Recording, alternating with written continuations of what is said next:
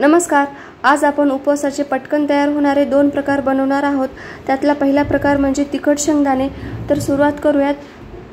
तर या ठिकाणी मी 1 वाटी शेंगदाणे घेतलेले आहेत। तर हे शेंगदाणे आपण छान असे भाजून घेऊयात।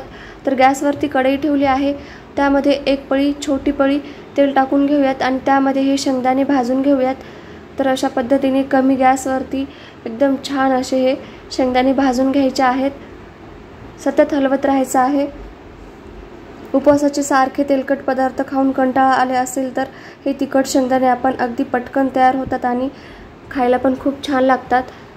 तर अशा पद्धतीने सतत हलवत राहायचं आणि ही शेंगदाणे भाजून घ्यायचे आहेत।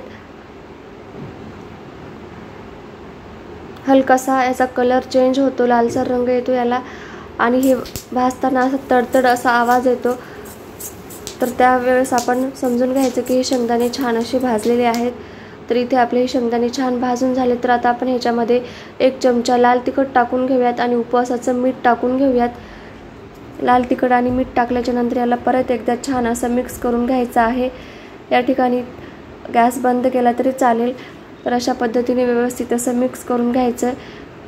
तर छान मिक्स झाल्याच्या नंतर हे आपण काढून घेऊयात प्लेटमध्ये। बघू शकता मस्त असे हे शेंगदाणे तयार झालेले आहेत। एकदम असे खरपूस लागतात खायला। तर एका प्लेटमध्ये हे काढून घेतलेले आहेत। बघू शकता मस्त छान झालेत। तर आता दुसरा प्रकार बनवायला सुरुवात करूयात। तर त्यासाठी सुद्धा इथे कढईमध्ये 1 वाटी शेंगदाणे भाजून घेऊयात। छान खमंग शेंगदाणे असे भाजून घ्यायचे आहेत। कमी गॅसवरतीच भाजून घ्यायचे आहेत म्हणजे छान भाजले जातील शेंगदाणे। तर इथे हे शेंगदाणे भाजलेले आहेत। तर आता आपण ह्याला मिक्सरमध्ये बारीक वाटून घेऊयात।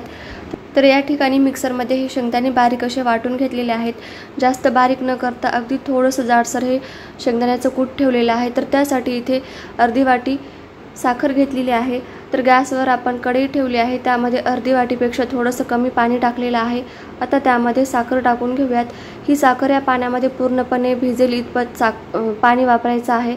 तर हे छान असं मिक्स करून घेऊया।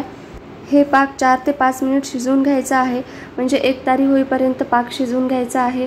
तर या ठिकाणी हे पाक शिजेपर्यंत आपण ताटाला तूप लावून घ्यायचं आहे, म्हणजे नंतर आपली घाई होणार नाही। तर ताटामध्ये 1 चमचा तूप टाकलेला आहे। तर ते सर्व असं अशा पद्धतीने ताटावरती पसरून घ्यायचं आहे। तर बघू शकता तर या ठिकाणी आपला जवळपास पाक तयार झालेला आहे। सतत हलवत राहायचं आहे। तर चेक करूया आपण। तर इथे बघू शकता तुम्ही हा पाक तयार झालेला आहे। याची एक तार बनत आहे, म्हणजे हा पाक आपला तयार झाला। आता या पाकामध्ये आपण जे शेंगदाण्याचं कूट वाटून घेतलं होतं ते टाकून घेऊयात। टाकल्याच्या नंतर छान याला असं मिक्स करून घ्यायचं आहे व्यवस्थित अशा पद्धतीने। तर आता ह्यामध्ये मी 1 चमचा तूप टाकत आहे। तूप टाकून घ्यायचं आहे 1 चमचाभर। तूप टाकल्याच्या नंतर देखील छान याला व्यवस्थित असं मिक्स करून घ्यायचं आहे। हे मिश्रण 1 मिनिट छान मिक्स केल्याच्या नंतर ताटामध्ये पटकन असं टाकून घ्यायचं आहे। तर असं एखादा मिनिटभर मी याला छान मिक्स करून घेतलं। तर आता हे छान मिक्स झाल्याच्या नंतर गॅस बंद केलेला आहे। आता ताटामध्ये आपण हे टाकून घेऊयात। तर पटकन ही प्रोसेस करायची आहे, म्हणजे हे मिश्रण थंड होणार नाही। हे मिश्रण गरम असतानाच याला छान असं थापून घ्यायचं आहे। तर अशा पद्धतीने तुम्हाला जमेल तसं याला पटकन असं सेट करून घ्यायचं आहे। तर इथे बघू शकता मी स्पॅच्युलाच्या सहाय्याने याला थापून घेत आहे। तुम्ही वाटीच्या सहाय्याने तुम्हाला जमेल त्याच्या सहाय्याने तुम्ही याला पटकन असं छान सेट करून घ्यायचं आहे। अशा पद्धतीने त्याला तूप लावून घ्यायचं आहे वाटीला किंवा स्पॅच्युलाला। तर अशा पद्धतीने बघू शकता मी छान याला थापून घेतलं आहे।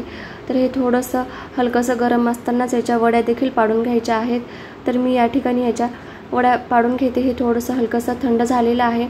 तर आता आपण चाकूच्या सहाय्याने याच्या छोट्या मोठ्या आकाराच्या हव्या त्या आकाराच्या वड्या पाडून घ्यायच्या आहेत। तर बघू शकता मस्त अशा ही आपल्या शेंगदाण्याच्या वड्या किंवा शेंगदाण्याची बर्फी म्हणू शकता याला अलगदपणे वड्या कट करून घ्यायच्या आहेत। तर खायला देखील खूप छान लागतात। अशा पद्धतीने बघा मी वड्या पाडून घेतलेल्या आहेत। तर ताटाला न चिटकता अलगदपणे ताटाच्या बाहेर निघत आहेत बघा। सर्व वड्या काढून घ्यायच्या आहेत, अजिबात ताटाला चिटकलेल्या नाहीत। तर आपण शेंगदाण्यापासून बनवलेले दोन्ही प्रकार बनवून पहा। तिखट शेंगदाणे आणि शेंगदाण्याच्या गोड वड्या खायला खूप छान लागतात। आणि व्हिडिओ आवडला असेल तर लाईक, शेअर आणि सबस्क्राईब करायला विसरू नका। व्हिडिओ पाहिल्याबद्दल खूप खूप मनापासून धन्यवाद।